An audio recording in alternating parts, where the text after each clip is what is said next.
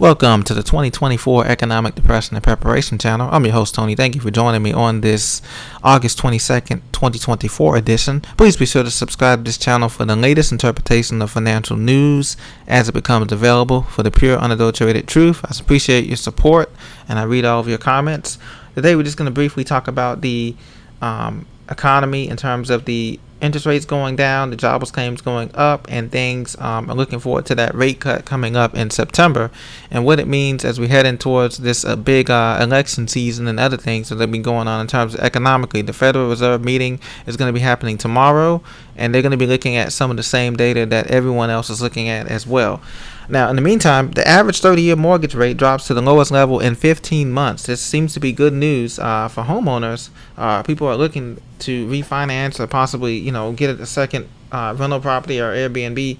So it drops to the lowest level in 15 months, and that's at 6.46% for a 30-year, according to Freddie Mac said Thursday. A year ago, the rate was 7.23%. The average rate is now the lowest rate. It has been since mid-May last year when it was 6.39%. Now, I don't know if the rental market, the prices of rent in terms of a lot of different states have different, some states have rent controls, others don't. I don't know if the U.S. price of average for a one-bedroom apartment, I don't know if that has fallen. I have to check on that. Maybe somebody can comment below. Has the price of a one-bedroom apartment nationally, has that fallen? Has the rent fallen, or has it remained the same, or is it going up in major metropolitan areas or not so major metropolitan areas? Somebody let me know. But the mortgage rate is falling down to about 6.4%. And also on 15-year fixed rate mortgages that also fell. But the thing is that, like I said, once again, we all know this, ladies and gentlemen, that the cost of the homes is too much. The average cost of a new house now is pushing $420,000 nationally for a single-family new house construction that's not a starter home. Even the condos and stuff like that, or townhomes, are going for over $350,000. So the prices is the problem. It's not so much the interest rate. The prices relative to the salaries that individuals are making in the United States. That's the big problem as well. But the mortgage rates fall, so that's a good sign. I don't believe in always doomed and gloom. So that is a good sign. And there is a, quote, rise in home sales, according to this article. Existing home sales rose 1.3% last month from June to a seasonally adjusted annual rate of $395 million, the National Association of Realtors said Thursday. So, but the experts noted that a slight increase in sales does not make a recovery. So just because you get 1 or 2 months where the sales are going up a little bit for homes, it doesn't mean everything is sunshine, puffy clouds, and rainbows, because home ownership remains out of reach of many Americans. And it's not just that many Americans can't afford the payments. It's that the taxes, the property taxes, like in Florida, and the property taxes, the insurance in Illinois, all these states, the extra cost involved, the maintenance, every 15 years or 20 years you need a new roof, or a water heater goes out, or that's thousands of dollars that you have to pay, or your basement may get flooded out or something. So these costs, is the extra cost. It's not so much the monthly mortgage payment, it's the extra costs that come along with it. As you well know, many of you have owned homes for many years, that can really make or break a situation. So, but in any event, U.S. economy grows again in August. So it grows. S&P 100 many east now time, despite the Dow being down a little bit today. Near-term recession fears are easing, according to MarketWatch.com. So you see this here. You see a lot of signs saying now hiring. Remember, they're just collecting database here. A lot of young people tell me they go there and they may hire one person out of 100 or so. They're just collecting your database and name and resumes. When you see these signs on buses and the little restaurants and stores saying now hiring, hiring is slow. And you guys seen the phantom jobs report that they had. They said they created 818,000 jobs, and it was all phantom jobs and fake numbers. So that's been doctored up. So initial unemployment claims rise, boosting expectations of rate cuts. So here we go again. Initial unemployment claims continue to rise. It's the official numbers here, suggesting a cooling labor market. And this is good because they feel like, senior economists feel like that means that the rate cuts can at least be 50 basis points off the table. Next, when the Federal Reserve Bank chairman meets tomorrow, Jerome Powell and his crew, they meet tomorrow on Wednesday, probably going to release something at 2:30 p.m. Eastern time about what they plan on doing for this upcoming September rate cut.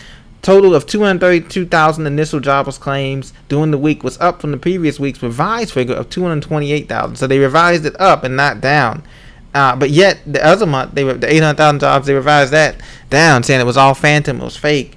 So now, and let's go into the Bureau of Labor Statistics. So now we have a higher number of people getting unemployment benefits, and we haven't even made it through summer. We're not quite through summer yet. After Labor Day, it's an unofficial end of summer for some states and stuff like that. So we haven't made it through summer. We're starting to hemorrhage some jobs here, and initial jobless claims continue to rise. Redfin, they lay off people. As you can see here, Redfin laid off employees on Wednesday. GeekWire has learned. The Seattle-based company confirmed the cuts and said that fewer than 100 people were impacted.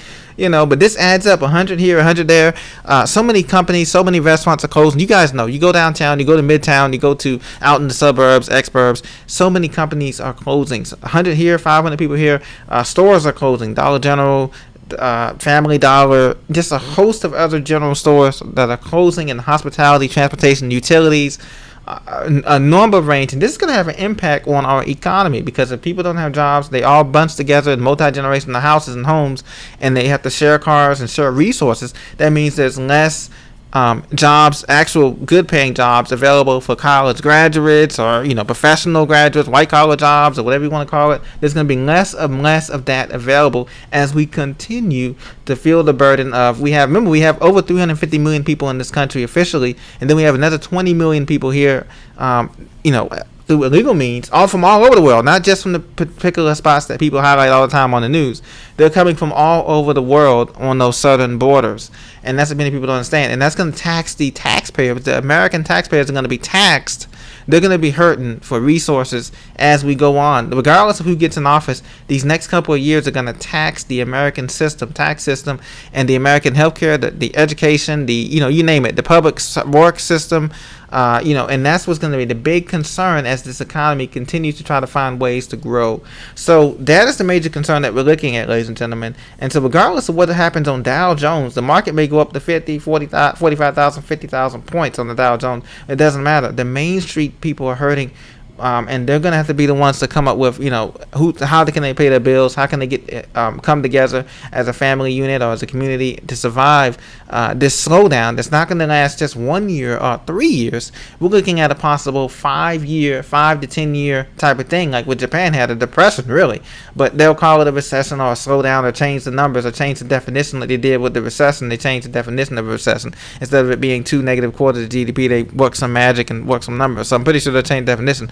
But the bottom line is we're looking at a long-term slowdown here, and how we prepare. We can't be prepared for every scenario. I don't believe in that, obviously, but we do need to prepare as if things are going to be. It could be anything that can happen. Water can go out one day, could be contaminated, or your food could be contaminated. You can see all these recalls that are happening here. You notice these recalls every day. First it was meat recall with Boar's Head, and then it was some vegetable smoothie recall, or just all kind of recalls. So that's why it's important that you grow your food as best you can. Grow some food, learn how to cultivate some food, even though it takes months for that to get right. But you can cultivate some food in your apartment, in your house, in your condo, and go from there. And also learn how to make some hearty meals at home. It's much safer, and it's much cheaper too in many cases. Now you go out for 2 people, it's almost costing you $25, $30 anyway. You might as well spend that money on investing in a healthy meal, because you want to be as healthy as you can as we go through this little slowdown period here that could last a little bit longer than many people think is going to last. So be blessed, guys. I will come back with you later on once we get the information from the big time meeting that's going to be happening tomorrow, and of course on Friday.